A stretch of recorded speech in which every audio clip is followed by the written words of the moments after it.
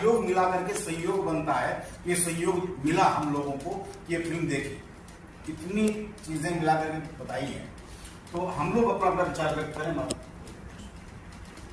देखिए, मैं खुद इस विषय में इतना खो गई कि मैंने खुद अपनी पलक नहीं झपकाई कि मुझसे कुछ छूट ना जाए।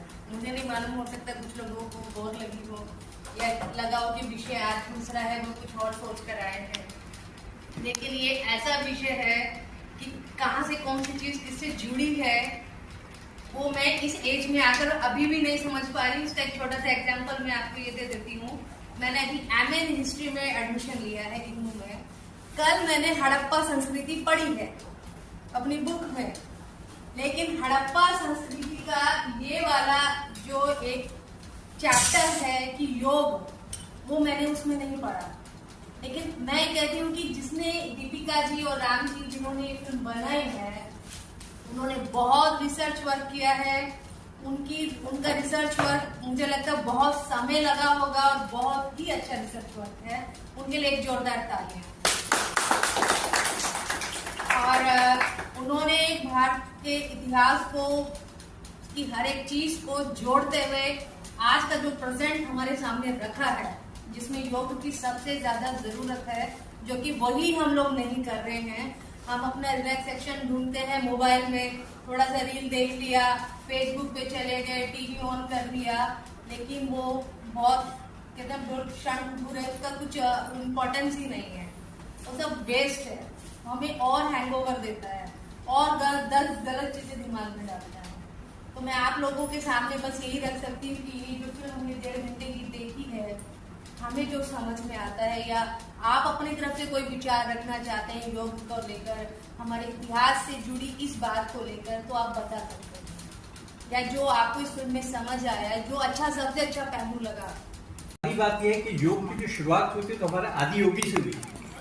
क्योंकि शिव जी जो थे वो प्रथम आदि योगी थे, और पतंजलि ने सिर्फ क्या किया था कि उन सूत्रों को सूत्रों में बांधा था।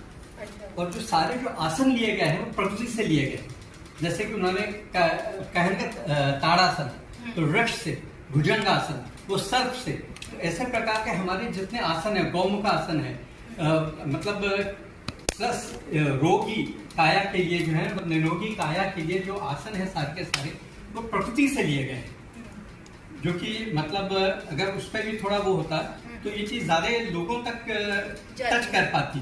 क्योंकि आज के दौर में व्यक्ति यही देखता है कि मुझे इसका फायदा क्या है, कि what is the benefit for me. तो योग जो है सिर्फ शारीरिक नहीं बल्कि मानसिक संतुलन के लिए कितना जरूरी है, और वो सारी चीजें प्रकृति में है। उसी को देख करके जो हम जो सीख सकते हैं, उसका मतलब अगर अनुसरण हम करें काफी, उससे हम स्वस्थ रह सकते हैं, सारी चीज रह सकते हैं। तो हम करेंगे तभी हम ये कर पाएंगे। तो हर चीज के लिए हट, और एक ही साधे सब सधे, सब साधे सब जाए। आपको साधना बहुत जरूरी करनी है।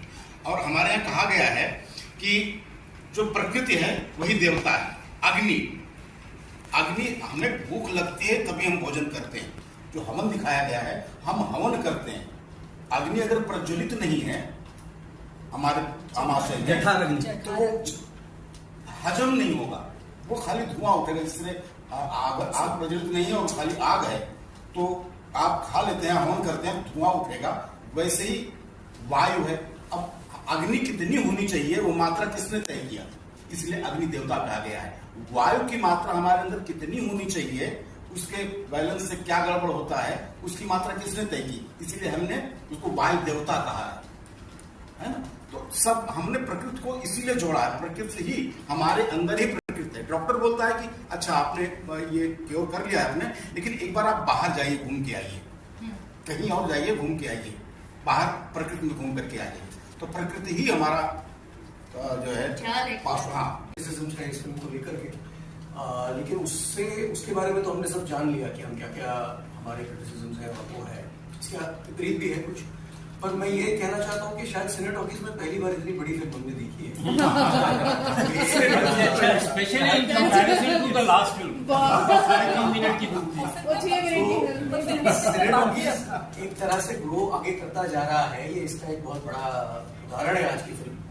ये मैं जरूर कहना चाहूंगा। और सबसे बड़ी बात यह है कि कई बार क्या होता है कि हम लोग चीजों को, ऑल ऑफ अस, इंसान जो है वो बेसिकली एक ऐसा होता है कि वो अपने आप को बहुत ज्ञानी समझता है, लेकिन जब आप उसकी गहराई में जाते हैं तब आपको समझ में आता है कि आपको कुछ भी नहीं आता। तो सबसे बड़ी बात यह है कि योग हमारी इतनी पुरानी धरोहर है, इतनी बड़ी हमारी वो एक हमारे पूर्वजों की देन है, आदि योगी की देन है, और वो समाज के आखिरी अंग तक नहीं पहुंच पाई है। ये दुर्भाग्य है हमारे देश का और हमारे पूरे समाज का।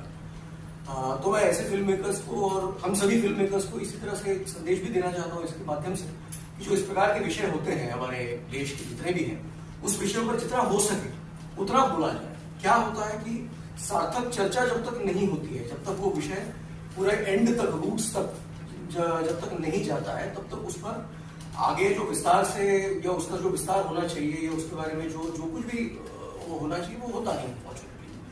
और जितने भी हम लोग आगे, जितने भी फिल्म मेकर्स हैं जो आगे चल करके सीखना चाहते हैं, काम करना चाहते हैं, वो लोग ऐसे विषय निकाल करके ढूंढें और इस पर इस तरह फिल्में बनाएं।